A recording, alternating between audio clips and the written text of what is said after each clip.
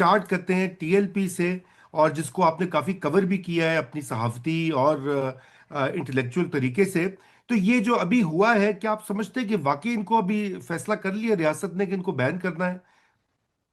बहुत शुक्रिया रजा साहब। सबसे पहले तो it's a pleasure to be here and always a pleasure to be in conversation with you.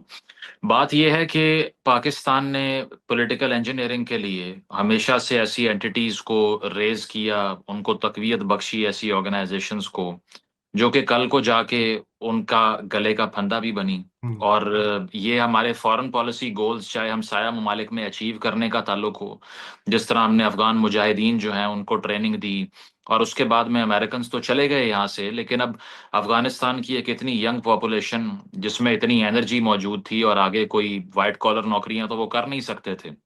तो हिलरी क्लिंटन वाली बात फिर सच साबित हुई ना, कि हमारे बैकयार्ड में आके ही डसा हमें। और अब आकर अगर हम टीएलपी की एवोल्यूशन देखें तो ये भी इसीलिए थी क्योंकि आपको याद है कि जो फतवेबाजी मुस्लिम लीग नवाज पे हुआ करती थी 2016 में, हम्म। 17 में, 2015 में, वो इसीलिए थी कि इनको बारगेनिंग चिप के तौर पे इस्तेमाल करें, प्रेशराइज करें, क्योंकि सही। दो तिहाई अक्सरियत से नवाज शरीफ साहब की हुकूमत आई हुई थी, डॉन लीक्स वो करवा रहे थे। इसके अलावा जो उनकी काबीना थी वो भी इतनी प्रेशराइज आसानी से तो नहीं हुआ करती थी, क्योंकि सीपेक को लेके भी एक टग ऑफ वॉर मौजूद था उस वक्त। तो तरीके लब्बैक ने वो रोल रोल प्ले करके दिया कि मैंने एक आर्टिकल भी इस पर पढ़ा था कि तकरीबन 30 हलकों में इलेक्शन के रिजल्ट पंजाब में तब्दील हुए लब्बैक के जो वहां पर कैंडिडेट्स थे उनकी वजह से, सही। क्योंकि पार्टी स्पॉइलर का रोल प्ले कर रहे थे। तो 30 हलकों में उन्होंने आपको ये सर्विस करके दी। काजी फायज साहब से भी उनकी लड़ाई हो गई, और ये जो ऑप्टिक्स थे वो भी आपके सामने, पैसे बांटे जाके फैजाबाद पे बिठा दिया। तो अब वो पर्पस तो अचीव कर लिया। 80s से पाकिस्तान की रियासत ने जो यहाँ पर एक हार्बर किया मिलिटेंट या फंडामेंटलिस्ट माइंड को, अब आकर वो ये रियलाइज करते हैं कि ग्लोबल ट्रेजेक्टरी चेंज हो चुकी है। मिडल ईस्ट में जो डेवलपमेंट्स हुई हैं, 20 नकाती मुआहदा हुआ है, और इसके साथ साथ रियासत में हम एक हलचल देखते हैं, हार्ड स्टेट की जो टर्म हमें पिछले चंद महीनों से सुनने को मिल रही है।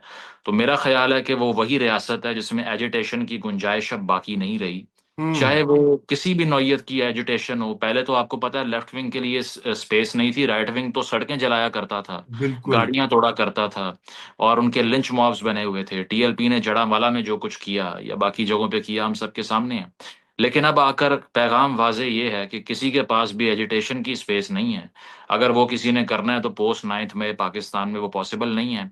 तो इंटरनेशनल डेवलपमेंट को तनाजुर में रखते हुए हाँ। तहरीके तहरीके लब्बैक का यहाँ होना एक बहुत बड़ा रोड ब्लॉक, एक इम्पेडिमेंट है पाकिस्तान की रियासत के लिए। They have finally realize this.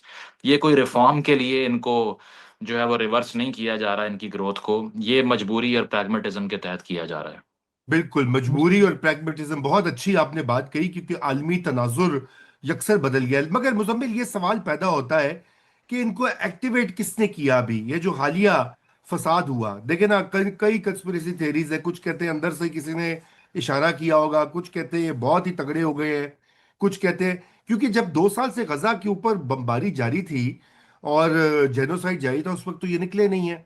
तो अभी क्या आपकी मालूमात और आपका एनालिसिस क्या कहता है? देखें, मैं तो इस्लामाबाद में ही फंसा हुआ था जब ये सारा मैटर हो रहा था। तो मैंने वहां पर जितने लोगों से बात की उसमें दो चार एमएनएस भी थे, एक स्टेट मिनिस्टर भी थे। तो नाम तो नहीं ले सकते क्योंकि वो फिर जिम्मेदारी कबूल नहीं करेंगे अपने बयान हम्म। की।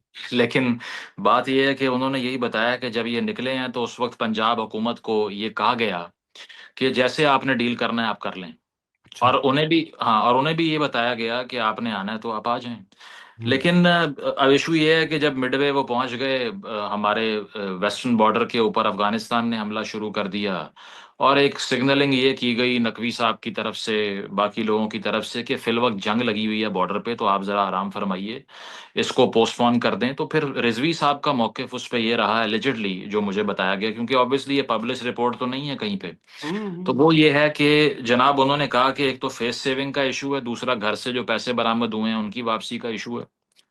तो साथ साथ कुछ कारकुनान का के हवाले से भी उनका क्लेम था कि उनकी जान चली गई, घरों पे जो है वो रेड्स हुए। तो अब टीएलपी ने अगर अपने वोटर बेस को अपीज करना था तो उनको भी कुछ चाहिए था। तो पहले की तरह का 1000 का नोट तो नहीं मिल रहा था इस बार। और हाँ। दूसरी चीज ये है कि एक तहरीके इंसाफ के सोशल मीडिया का भी शुक्रिया कि उनका भी रोल था, क्योंकि सेनेटर मुश्ताक जब गए वहां पे फ्लोटिला पे बैठ के, तो सारा ट्रेंड चल पड़ा कि आप लोगों को भी शर्म और नदामत आनी चाहिए कि आप वैसे तो बड़ी बात करते हैं कि हम घोड़ों पे बैठ के आजाद करवा लेंगे, लेकिन अभी आप घर से निकल नहीं पा रहे क्योंकि आपको इशारे का इंतजार है।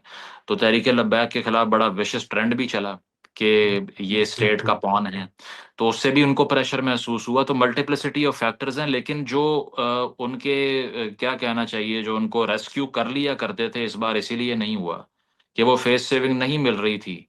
तो अल्टीमेटली अब अमेरिका को भी पाकिस्तान बता सकता है कि अगर आपने कोई मिडल ईस्ट में नई अलायंस बनानी है तो फिर हमें ये चैलेंज दरपेश है, देख लें क्या हुआ है, नंबर वन। और हाँ। नंबर नंबर टू ये है कि लोकल कंजम्पशन के लिए भी यही है कि अब पहले वाले काम नहीं हो सकते कि आप बाहर निकल के कहें कि बगावत करो जिस तरह इन्होंने पहले कहा था। बिल्कुल। तो ये चीज है, दैट्स व्हाट आई बिल्कुल। बिलीव। अच्छा, दैट्स अब ये बहुत इंटरेस्टिंग बात है। अच्छा, अब ये करना क्या है? देखिए, ये तो आएंगे जाएंगे, ये तीसरी चौथी बार मारा मारी हुई है। एक तो मैं इसके ऊपर प्रोपेगेंडा का आपने जिक्र किया, मैं उस पर भी बात करूंगा जी। 1,000 लाशें, 1,000 लोग मारे गए हैं, और उसकी पूरी अब वो आलमी मीडिया के कुछ हिस्से भी उसको उठा रहे हैं। उस पे आते हैं। तो ये बताइए कि इसका करना क्या है, ये इससे डील कैसे किया जाए? आई नो ये बहुत वसी सब्जेक्ट है, और आपने इसके ऊपर बहुत सारी वीडियोस भी की हैं, मैंने कुछ देखी भी हैं। तो इसका अब गोइंग फॉरवर्ड करना, क्योंकि ये सरायत कर चुका है आपके और हमारे घर के साथ में। हमें नहीं मालूम कि कौन इस सोच का हामिल है। हमारे हमसाए हों, हमारे कोलीग्स हों, और आपको पता ही है बहुत सारे लोग मीडिया में भी, एजुकेशन में भी, फौज के अंदर, ब्यूरोक्रेसी के अंदर उनकी सोच टीएलपी जैसी मिलती है, यानी तशद्दुद को जायज समझते हैं। देखें इसमें हमने तो ये भी सुना है कि जो सूबाई मिनिस्टर्स हैं यहाँ पर, वो उनके बार बार रिव्यूज होते हैं जो उनकी सिक्योरिटी टीम्स हैं, हम्म। कि उनमें से कोई एक आधा ना निकल आए। क्योंकि आपको हम्म। पता है कि अब ये वो लोग हैं जो पॉलिटिकल ऑफिसेज में बैठे हुए हैं, ताकतवर लोग हैं, अगर उनका ये हश्र है तो आम आवाम का क्या होगा। कि अगर बिल्कुल। आप जलसों में खड़े होकर ये बयानबाजी करें, काजी फायज साहब के खिलाफ एक मर्डरस ट्रेंड चलाया, तो हाँ। उसके बावजूद एक नोटिस तक भेजने का जो है वो कोई रवादार नहीं हुआ इनको। उसकी वजह यह है कि जिस तरह वो एनातोल लीवन कहता है, नेगोशिएटेड स्टेट है, अगर मोनोपोली ऑन वायलेंस किसी के पास है तो जो मर्जी करते फिरें। तो इन्होंने इसी तरह किया ना, इनके पास कोई दो ताई अक्सरियत तो नहीं थी ईवान में जो हर कोई डरता है इनसे। इनके हाँ। पास स्ट्रीट पावर ही था, मॉब वायलेंस की पोटेंशियल ही थी ना। तो अब आकर देखें, पाकिस्तान ने जितनी आउटफिट्स को किसी दौर में हार्बर किया था, वो द पाकिस्तान अनरेवलिंग पूरी किताब है इसके ऊपर, कि हमने जितने यहाँ पर इस तरह की ऑर्गेनाइजेशंस बनाई, चाहे वो जंगवीज हों या सिपा साहबा हो या ये सारे हों, एक वक्त आता है कि जब उनकी ज़रूरत ख़त्म होती है तो वो डिस्कार्ड हो जाते हैं। और रिडंडेंसी एक ऑर्गेनाइजेशन में उनका नाम तब्दील करवा के, उनको इलेक्शन लड़वा के एक आधी सीट दे के खामोश कर दिया जाता है। तो सोच तो वही रहेगी। मसला जो आपने पॉइंट आउट किया वो सोच का है। ये आउटफिट का नाम तब्दील हो जाएगा, चले हमने मान लिया ये बैन भी हो जाएगी, बेचारे अप्रिशिएट के होना चाहिए, डेयरिंग चीज है। अजमा बुखारी साहिबा कह रही हैं कि मुझे रेप थ्रेट्स आ रहे हैं, मरियम साहिबा को भी इस तरह के थ्रेट किए गए। तो ये कोई मजाक नहीं है कि जिनको हम इलेक्ट करें या जो लोग रियासती मशीनरी को चला रहे हैं उनकी जिंदगियां महफूज नहीं है अगर, तो फिर आम आदमी की भी तो नहीं हो सकती। तो बात यह है कि बिल्कुल। इनको आप बैन कर लेंगे, लेकिन इस सोच को खत्म करने के लिए सिर्फ गोली नहीं, कलम भी चाहिए, किताब भी चाहिए। क्योंकि आपने दिमाग को डी रेडिकलाइज करना है। अगर सोच यही रही, वो किसी नई पार्टी की फॉर्म में कल को इमर्ज कर जाएगी, वो किसी और जमात में अपना हिस्सा डाल लेगी, जिस तरह होता है यहाँ पे कि पहले टीएलपी कोई पुराना फिनोमेना तो नहीं है, रिसेंट फिनोमेना है। तो बिल्कुल। आपने अगर ये करना है तो आप अगर नोटिस करें, पंजाब में टीएलपी की support base lower middle class से नीचे की, सैलरीड क्लास भी नहीं बल्कि उससे नीचे जो लोग खते गुर्बत से नीचे जिंदा हैं जी जी। उनमें है। लाहौर की बिल्कुल। रिक्शा यूनियन में सबसे पॉपुलर पार्टी टीएलपी है। हम्म। इसके अलावा जो आपको नजर आएगा मजदूर तबका, उसमें बहुत से बड़े हिस्से के ऊपर इन्होंने एक कैप्चर कर लिया था। तो बात यह है कि जहां पर लोअर इनकम स्पेसेस हैं उधर इनकी पॉपुलैरिटी ज्यादा है। इसका मतलब यह है कि मुआशी मसला भी है, क्योंकि लाहौर के डीएचए में या गुलबर्ग में या इस्लामाबाद के F7 F6 में प्रॉपर्टियां तोड़ने के लिए कोई सपोर्ट बेस नहीं मिलेगी उस तरह से। वो हाँ। हमेशा आपको डाउन ट्रॉडन इलाकों से ही लोग उठ के ये लिंचिंग्स करते हैं। कोई ब्लास्फेमी पे लिंचिंग लाहौर के डीएचए में क्यों नहीं होती, बिल्कुल। बाकी जगहों बिल्कुल। पे क्यों नहीं होती। तो बात यह है कि हमें एक तो इनकम इनक्वालिटी का भी मसला दरपेश है, वहां पर रेडिकलाइजेशन जल्दी फैलती है जहां मसला होता है। और दूसरा ये कि हमें फिर लिटरेचर तब्दील करना है, जिन लोगों को ये चीजें पढ़ा दी गई हैं उनको रिफॉर्म करना है, री एजुकेशन देनी है। ये तो री एजुकेशन प्रोग्राम होना चाहिए यहाँ पे, that's what I believe in. बहुत री एजुकेशन की ज़रूरत है, और मैं तो आपका हम ख्याल हूँ उसमें।